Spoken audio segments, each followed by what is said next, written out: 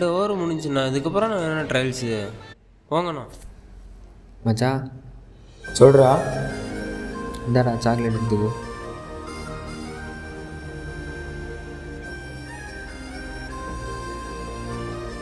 என்ன விஷயம்?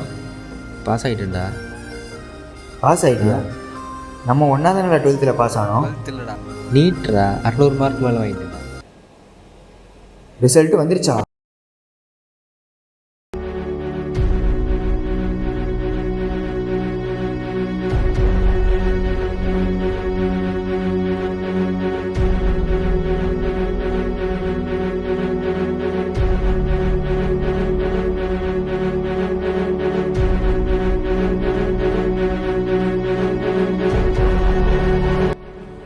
என்னடா நீட் ரிசல்ட் வந்துருச்சாமே. என்ன இவ்வளோ கம்மியாக மார்க் வாங்கியிருக்க? ஒழுங்காக படிக்கிறது இல்லை, எந்த வேலையும் பண்ணுறது இல்லை, எப்போ பார்த்தாலும் ஃபோன் நோண்டிக்கிட்டே இருக்க வேண்டியது. அப்புறம் எப்படி மார்க் வரும்?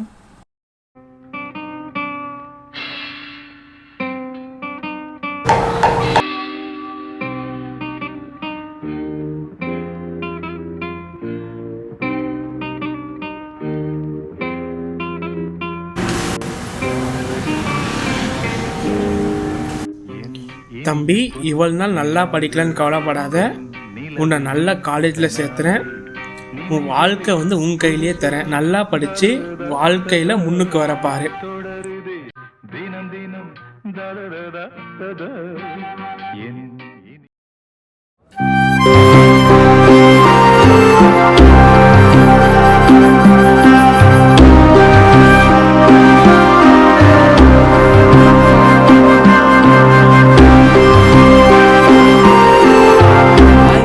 என் பேர் ராம்.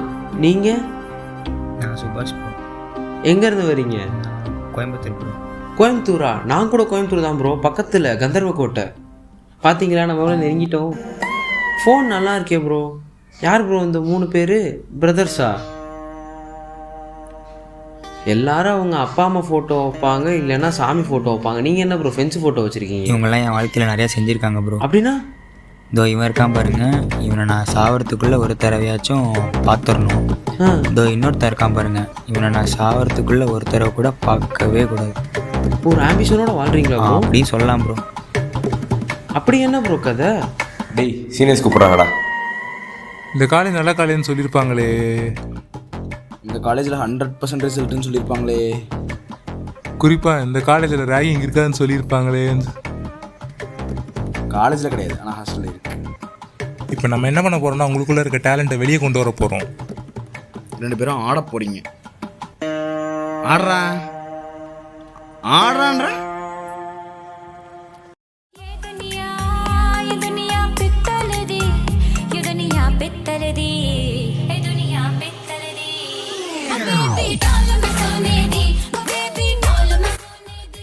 ஏன் நீ ஆட மாட்டியா? கேட்குறது அவங்களுக்காக தானே, ஆட இல்லைன்னா பாடிரு. டேய் பாடுறா. வராது சார். பாடுறான்ற. காத்தோடு காத்தானே கண்ணே மூச்சானே நீரோடு நீரானே கூட மீனானே. நீ நல்லா பாடுறியே. வேணா 6 மணி அலாரத்துக்கு பதிலாக டெய்லி நான் பாட்டு பாடி எழுப்பிட்டு போயிடுறியா? டேய் நீ ஆடுறா.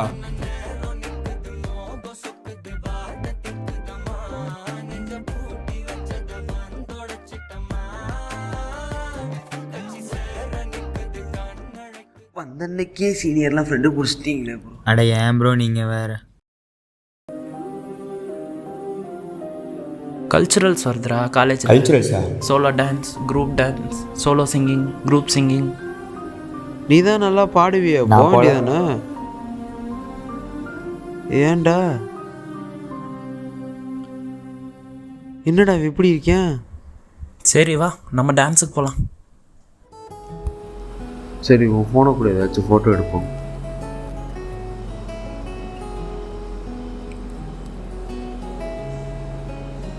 ஃபோட்டோ எடுக்க வால்யூம் பட்டன் பவர் பட்டன் அமுக்கிட்டேன். சரி, ஆமாம், அவங்க 3 பேரை பற்றி ஏதோ சொல்கிறேன்னு சொன்னியே, சொல்லவே. அது வேற ஒன்றும் இல்லை, என் ஃப்ரெண்ட்ஸ் தான், ரோஷன், சிவராம். ரோஷன் வந்துட்டு ஒரு நல்ல பையன், குட் பாய், ஒரு டிசிப்ளின்டான பையன். இப்போது ஒரு ரோல் மாடல் பசங்க எப்படி இருப்பாங்கன்னு ஒரு எக்ஸாம்பிள் கேட்டேன்னா நான் வந்துட்டு அவனை சொல்லுவேன் ஒரு நல்ல பையன்.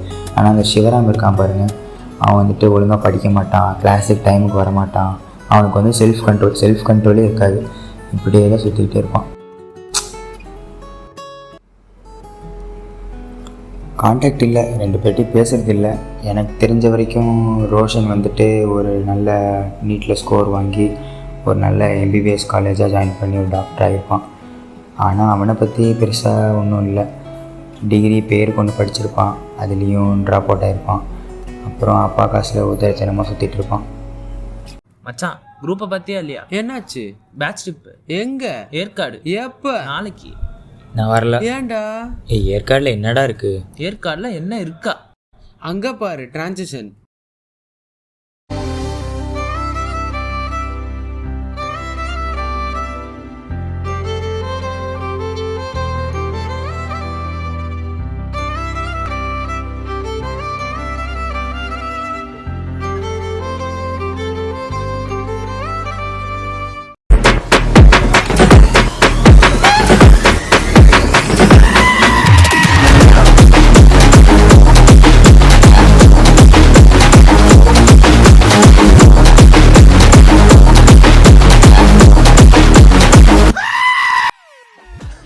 டே பசிக்குதுடா, சாப்பிட ஏதாச்சும் வாங்கி கொடுங்கடா.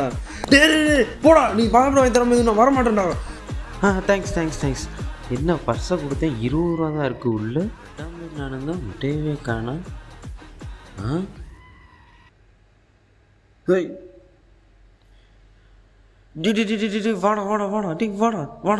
வாடா அங்கே பாடுறா.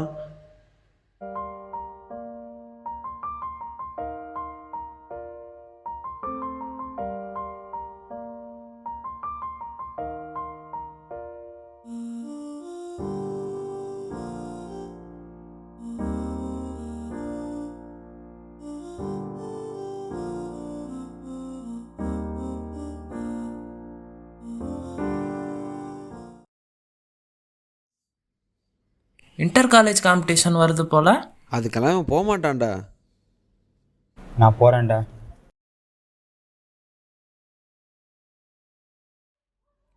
காம்படிஷனுக்கே வரமாட்டேன்னு ஃபஸ்ட் ப்ளேஸ் அடிச்சுட்டு வந்துட்டேன். ஆமாம், அன்னைக்கு 2 பேர் அதை பேசிகிட்டு இருந்தீங்களே, என்ன பேசிகிட்டு இருந்தீங்க? நான் நல்லா இருக்கேன், நீ எப்படி இருக்க?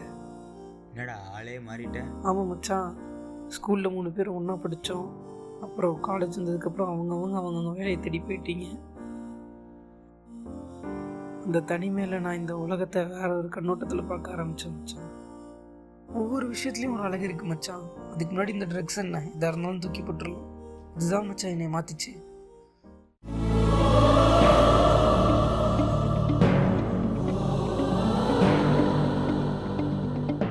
இரு இப்போ என்னவா இருக்கான்னு நீ சொல்லவே இல்லை.